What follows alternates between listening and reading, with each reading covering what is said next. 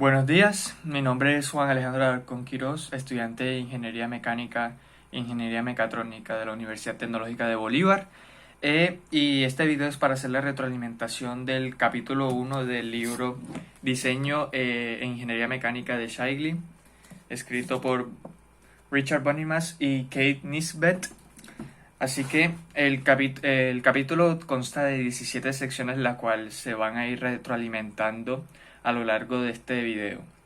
A ver, la primera sección tiene como subtítulo el diseño, y en el cual se hace una definición sobre lo que es el diseño como tal, en el cual es un proceso innovador, iterativo, en el cual la creatividad tiene un papel fundamental, casi a la par que los propios conocimientos que el diseñador tenga. Se le suelen hacer ajustes sobre la marcha, es un proceso en el cual no se conforman con solamente tener una idea y ya está, sino que se van haciendo ajustes para hacer que el producto sea lo más eficiente posible, lo más adecuado posible, y que sea funcional, por supuesto, que cumpla la función y que se encargue de solucionar un problema en específico, el cual ya se sepa previamente. ¿Vale? Entonces, la segunda sección consiste en el diseño de ingeniería mecánica. Los ingenieros mecánicos tenemos un gran conocimiento en múltiples áreas, como lo son la mecánica de fluidos, la termodinámica, el análisis vectorial, el aspecto de los materiales, el cómo resisten ellos, la parte de los mecanismos. Y todo ese conocimiento puede ser utilizado para hacer múltiples diseños de múltiples circunstancias que se pueden dar tanto en la industria como en la vida cotidiana. Y hay incluso casos en los cuales del mismo conocimiento nosotros podemos obtener distintos enfoques. Un ejemplo de esto sería en el área de la termodinámica, de las máquinas térmicas. Hay diferentes divisiones, como por ejemplo pueden ser los motores de combustión interna y las turbomaquinarias, que hay ingenieros que las toman como si fueran dos campos opuestos. Así que el ingeniero mecánico ya en el ámbito del diseño se encarga de la optimización, del transporte, de la producción, y es algo bastante a tener en cuenta a la hora de diseñar cuáles son los conocimientos que nosotros tenemos para nosotros empezar a hacer el diseño del problema en el cual nosotros estamos tratando de buscar. Y el tercer inciso, la tercera sección se llama fases e interacciones del diseño. En esta sección se encargan principalmente de establecer como un esquema en el cual la mayoría frecuentemente se utiliza para poder considerar las etapas del diseño, el cual es iterativo. ¿Qué significa iterativo? Que hay ocasiones en las cuales estemos en el cuarto paso y de repente tendremos que retornar al tercero, al segundo, incluso al primero, con tal de obtener el mejor resultado posible.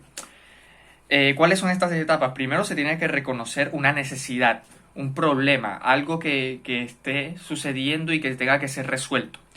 De ahí se procede a la definición del problema, o sea, cuáles son las restricciones en específicas que el problema tiene, para así ya poder empezar a partir del tercer inciso, que es la síntesis. Ya es cuando se comienza a plantear una idea, un proyecto, un diseño en específico, el cual pasa a la cuarta fase, que es análisis y optimización. Ahí ya se busca, a partir del diseño que nosotros ya tenemos, qué es lo que nosotros podemos optimizar para poder obtener un resultado más favorable, ya sea en el ámbito funcional, ya sea en el ámbito económico, ya sea en el ámbito de producción, para así obtener el mejor resultado posible. Y posteriormente a la evaluación. Ahora bien, en el aspecto de la evaluación, ya ahí es cuando se prueban para ver si hay algo que se puede mejorar, y así pasar de manera iterativa a los pasos anteriormente señalados, y así ir continuando en un ciclo hasta que se obtenga un resultado lo más aceptable posible, para así posteriormente llegar a la presentación. Cabe tener en cuenta de que hay que considerar ciertos factores en este diseño de proyecto y en este esquema, como lo son la funcionalidad, la resistencia, la corrosión, la seguridad, que si los materiales se distorsionan, la manufactura, qué tan confiable es, los costos, entre muchas otras. La sección 4 habla sobre las herramientas y los recursos de diseño.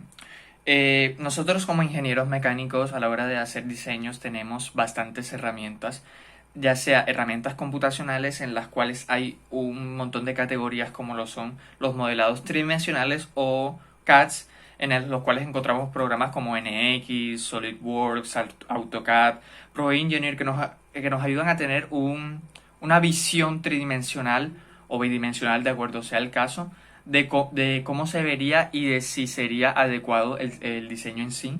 Tenemos simuladores de todo tipo que nos ayuden a ver cómo se comportaría el diseño que nosotros estamos realizando, y hay de diferentes áreas, como pueden ser en la mecánica de fluidos, en la de termodinámica, en la resistencia de materiales, etcétera. Y de estos hay bastantes. Como hay varios simuladores en distintas áreas, hay un montón de simuladores de todo tipo, como lo son Algorithms, como es Adams, como es CFD, como es Working Model, como es Multisim, etcétera. También tenemos software de procesamiento numérico o de solución de cálculos, de los cuales hay, por ejemplo, MATLAB, que es el más conocido. También están Maple, Excel, Lotus, y también están los de código abierto o los de programación, los cuales se pueden programar directamente por el propio diseñador, que pueden ayudar a solucionar distintos problemas de acuerdo a sus necesidades. También se puede conseguir información de todo tipo de acuerdo al diseño en la ingeniería, en bibliotecas, pueden ser en libros o pueden ser en patentes que se hayan ya lanzado. También pueden ser lanzadas por fuentes gubernamentales, como puede ser el ejemplo de la NASA en los Estados Unidos.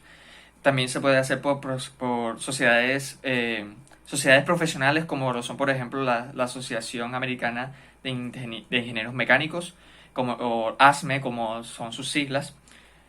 También puede ser por vendedores comerciantes por medio de catálogos de diferentes empresas que vendan diferentes productos, o también está la ventana del Internet.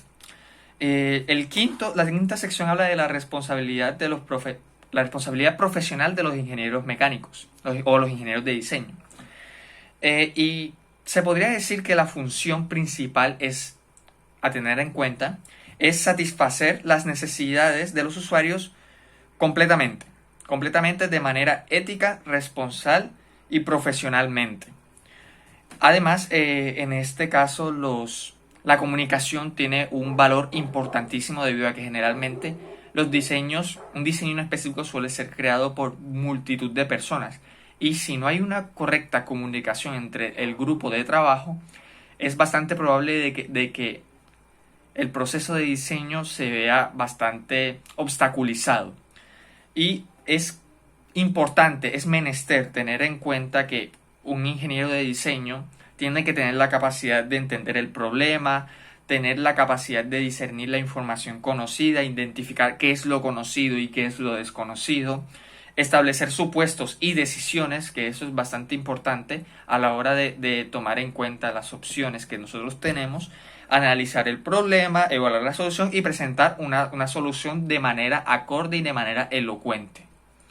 Y la sexta sección es acerca de las normas y códigos, debido a que para nosotros tener un estándar, por decirlo así, un comportamiento que ya esté avalado por diversas instituciones, para que así nosotros podamos tener algo que se pueda demostrar, por decirlo de alguna manera, que es eficaz, que es funcional, que no tiene fallas.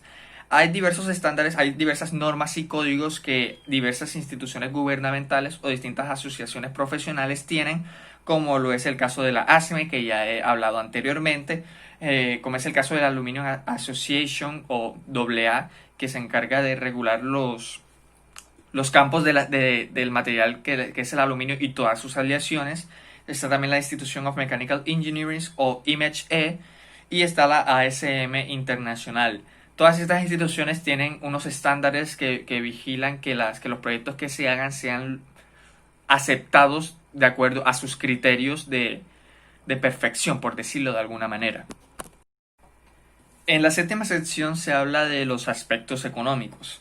Esto es debido a que el costo, cuánto cuesta en general el hacer el diseño y el producirlo, no solamente el diseñarlo, sino también el producirlo, es un factor importantísimo a la hora de la toma de decisiones de un diseño.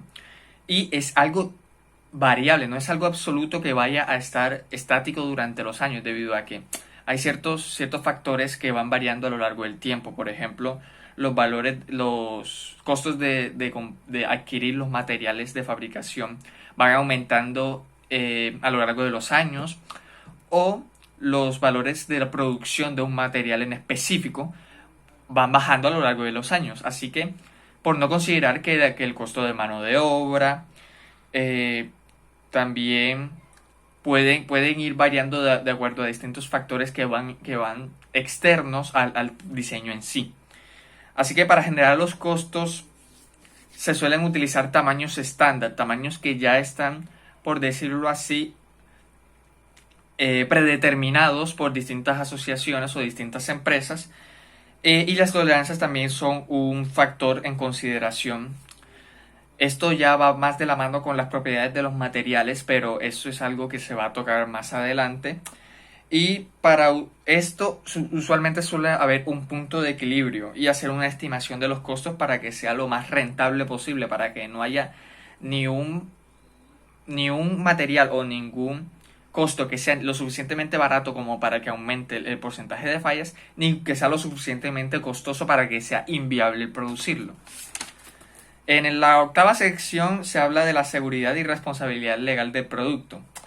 En Estados Unidos se establece una ley en la que todo daño que haya sido provocado por un producto o por un servicio, la responsabilidad es de quien lo produce. No importa si ha sido un error de fabricación o si ha sido un mal uso. Usualmente la culpa es del ingeniero que lo produce. Así que es importantísimo para las empresas el que los diseños sean lo más funcionales posible y que tengan menos probabilidad de fallas. De hecho, estamos en una época en la que la mayoría de las demandas que se producen en Estados Unidos en el campo de la academia es precisamente por el hecho de que hay muchos diseños que fallan por X o Y razón. Es por eso que se tiene este esquema iterativo para que sean lo más funcional posible. Es indispensable debido a que las fallas pueden llegar a provocar que el operario, que el creador de ese diseño o que la empresa que lo manufacturó tenga que desembolsar una cantidad millonaria simplemente para poder solucionar algo, un error o un daño que perfectamente se pudo haber solucionado haciendo más iteración en el diseño para evitar esos fallos. Y en la novena sección se tiene esfuerzo y resistencia, que es un factor bastante a considerar en el diseño, el esfuerzo al que está sometido un objeto que haya sido diseñado, a la par que el material el cual se haya diseñado. La resistencia va de la mano con el esfuerzo y son valores de los cuales, bueno, la resistencia no tanto, la resistencia no depende como tal de la geometría, pero el esfuerzo sí, el esfuerzo depende de la geometría, del material, de la atmósfera, entre otros factores. Y la idea es que la resistencia exceda con una diferencia significativa para evitar en la mayor medida de lo posible alguna falla para que no sea tan frecuente. La décima sección habla sobre la incertidumbre. ¿A qué se refiere con incertidumbre exactamente? Pues en el diseño hay muchos factores o muchas variables que no se pueden tener en cuenta de manera tan sencilla. Varias de estas son el efecto a la corrosión y el desgaste, la intensidad de las concentraciones de esfuerzo o la distribución de las cargas. Por solo mencionar algunas, afectan al diseño, pero es muy complicado tenerlas en cuenta a la hora de diseñar el producto en sí. Así que los ingenieros debemos adecuarnos, por decirlo de alguna manera, a estas incertidumbres. Y una manera de poder hacerlo es a través de métodos determinísticos o estocásticos. Uno de los más conocidos, y es el que el libro trae como ejemplo, es un valor que se llama coeficiente de diseño, que no es más que una razón entre el parámetro de medida de la función y el parámetro permisible. Es una relación que permite qué tanto puede permitir el producto tener comportarse de manera adecuada antes de que comience a darse la incertidumbre. Y el parámetro puede ser cualquier tipo de incertidumbre, como por ejemplo la carga, el esfuerzo, la deflexión, etcétera. No necesariamente tiene que ser una incertidumbre, sino que pueden ser otros valores incluso que pueden ser analizados. La sección 11 habla del factor de diseño y seguridad. Algo importante que el libro tiene prácticamente en el primer párrafo es que deben analizarse todos los modos, de pérdida de función. Estos varían con las modificaciones en el diseño. Los coeficientes de diseño, el coeficiente de diseño que mencioné anteriormente, va variando de acuerdo a que se vayan haciendo ajustes. Es por eso que se tiene que hacer un análisis exhaustivo cada vez que se haga una corrección de algún error o alguna modificación a la estructura del diseño. También está el factor de seguridad, que en definición es lo mismo que el factor de diseño. Sin embargo, tiene una diferencia, y es que los valores de esfuerzo no aumentan de manera lineal. Por lo tanto, es menester que para casos como por ejemplo el del esfuerzo se tenga un factor de seguridad óptimo. Y por lo general se suele tener un factor de 3 como mínimo. Y depende del criterio del ingeniero el poder tomar las decisiones. Obviamente con su fundamentación, una fundamentación adecuada, el valor que se debe alcanzar en estos. Esto depende. Yo anteriormente hablé de que se pueden hacer como mínimo 3. O sea, por experiencia en los cursos en los cuales yo he transitado, pero no necesariamente tiene que ser así en la industria. Eso depende de los estándares que la empresa requiera. Y en la sección 12 se habla de la confiabilidad y la probabilidad de fallas. Estos dos conceptos van bastante de la mano. ¿Por qué? Debido a que la probabilidad de fallas es un concepto que se utiliza en una distribución estadística para así poder averiguar qué tan probable es que falle el diseño que nosotros estamos realizando. Y la confiabilidad es un término que es complementario a este.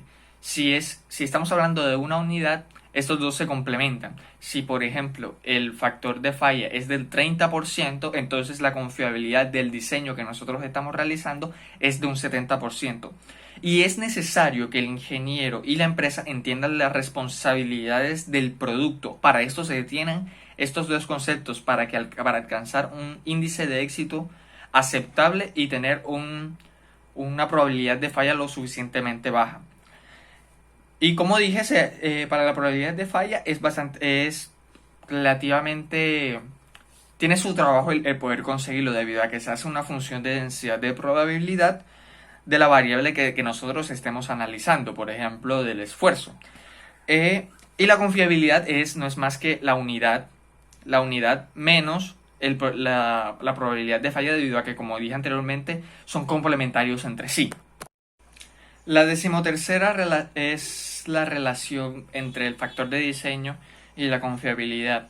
Dijimos anteriormente de que estos valores eran indispensables debido a que reflejaban la probabilidad de que el sistema funcionara sin falla.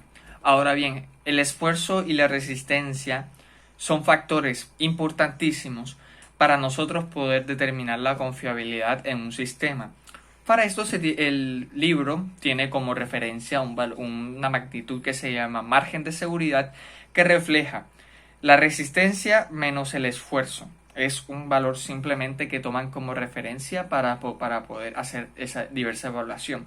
Y también hacen un análisis en el cual, de acuerdo a todos los objetos que hacen parte del diseño y su comportamiento, se establece un factor de diseño promedio, en el cual se hace una distribución estadística de función lineal en la resistencia, y hacen una razón conjunto con esta sobre una distribución de la misma categoría del esfuerzo.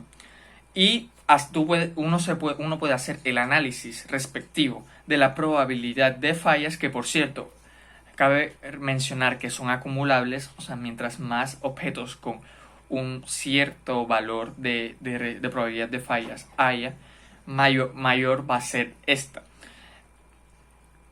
Pero uno puede determinar el porcentaje de fallas por medio de un análisis del porcentaje de fallas cuando la resistencia es mayor que el esfuerzo, y en distintos casos que ahora mismo no es importante resaltarlos.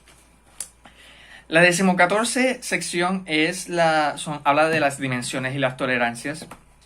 Habla sobre que estos valores son importantísimos debido a que puede hacer que falle el diseño que nosotros estemos planteando. Puede hacer que nosotros aumentemos la probabilidad de fallar del propio diseño si usamos, unos valores que no son los correctos o los adecuados para las magnitudes, como por ejemplo el esfuerzo permisible.